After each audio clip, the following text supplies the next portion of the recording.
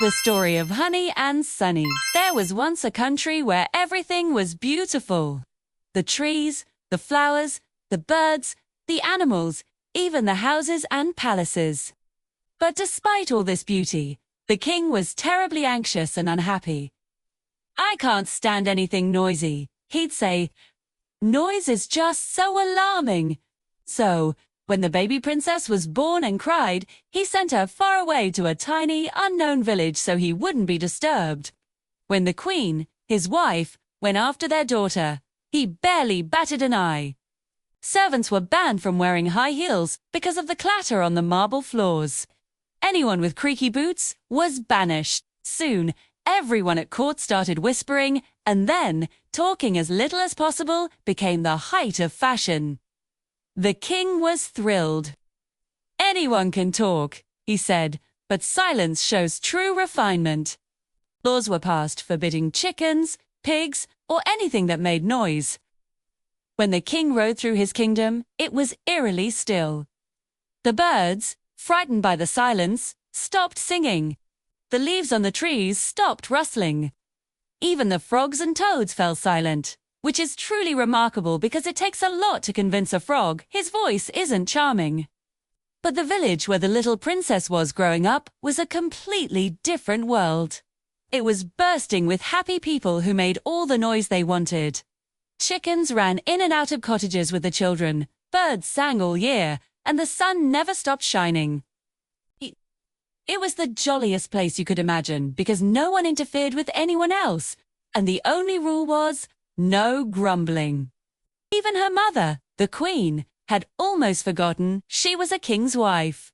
One day, Sunny was sitting up in a chocolate tree, trying to catch the chocolate drops she was tossing at him. "Why does the prince always go out to find a princess?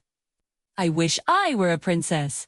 She let out her happiest laugh and pelted an extra-large chocolate drop right into his mouth.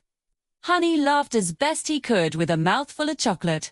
They called him Honey because he could understand the language of the bees. Or maybe those princesses never wanted to go exploring. Or maybe, Sunny added, they just got found before they had a chance to look. "I don't want to wait for a prince." She leaped down from the tree and danced around Honey, clapping her hands with excitement. Honey wasn't surprised nobody in that country was ever surprised by anything. But he did feel a little sad. "You won't know I'm not a real princess, will he?" "No, I won't," Honey said quietly. "I'll come back someday when I've found my prince, and you can be my gardener," she promised. "You don't mind me going without you, do you?" "The princes in the stories always went alone," Honey answered. Before she left, Honey taught her a special song for when she was in trouble. "Friends of Honey, friends of Honey, fly to Sunny." She traveled for many days without any real adventures. It was a lovely country, and her smile was all the payment anyone ever wanted for food or a place to rest. But one day, as she walked through a wood, everything changed. The sun disappeared behind a cloud. Sunny had never seen the sun hide before. The deeper she went, the darker and gloomier it became. Finally, she couldn't take it anymore. She sat by the road and wept. She looked up and saw a little old man with a long white beard. He looked incredibly sad. "If you're unhappy, you're supposed to cry, aren't you?" "The whole country is unhappy, but no one is allowed to cry. If you cry, you have to leave." "What a funny country. If you keep making noise, you'll be beheaded. Why can't you just be quiet?" "You can do anything you like, as long as you do it quietly." "I can't laugh." Sunny cried. "What's the point of being happy if you can't laugh? Nobody is happy here. Not since the king was bewitched and the sun left 16 years ago. The spell can't be broken until a princess of royal blood comes this way without knowing she's a princess." "Oh, could a princess not know she's a princess?"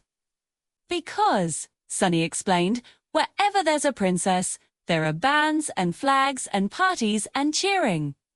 The sad little man looked even sadder. "Then the spell will never be broken." he mumbled. All that noise would be stopped immediately. Now, you should go. And I suggest you take off those wooden shoes. They're much too loud. But first, tell me, can you look straight at the sun without blinking?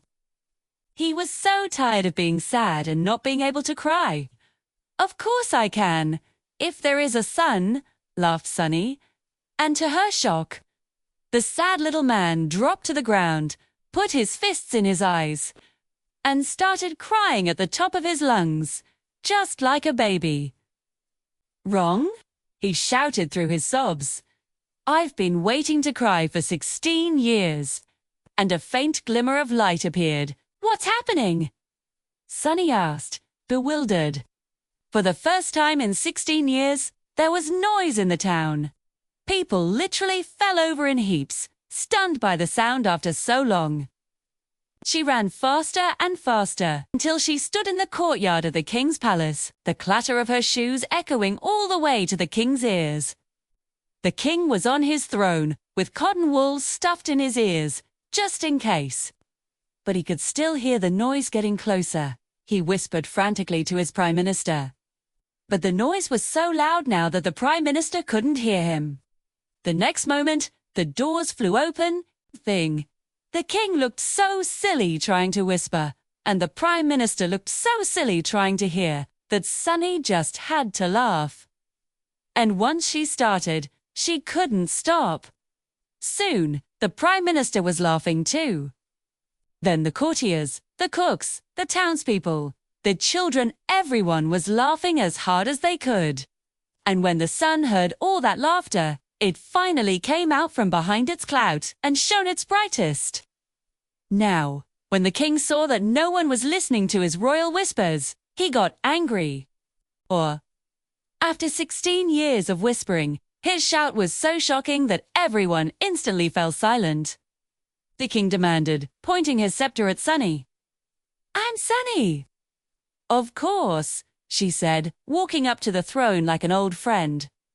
She is the little princess, your daughter, said a voice from the doorway. And there stood the queen. When the king saw her, he forgot all about her, laughing too much. He rushed down from his throne and kissed her. And that's how Sunny found out she was a princess. There were bands and flags and balls and banquets. That very evening, the king threw a magnificent ball. You can find your prince, just like you wanted. But Sunny shook her head. She felt strangely sad, even though everything should have been perfect. She went to an open window and looked out at the garden. Just then, she heard a faint buzzing, and 3 beautiful bees landed on her arm. Sunny cried out with joy. Free. From the garden below, a voice called back, Sunny. They sat down on the steps of the throne, and Sunny told him everything. It's very boring being a princess, she said. And I don't like palaces. They're so stuffy. In the end, the queen stayed with the king, who had learned to love laughter. And Honey and Sunny were married that very day. They went back to the village without a name and built a small house in a very big garden filled with rows and rows of chocolate trees. But just changed into something new when they got tired of being the same. And so, Honey and Sunny lived happily forever and ever.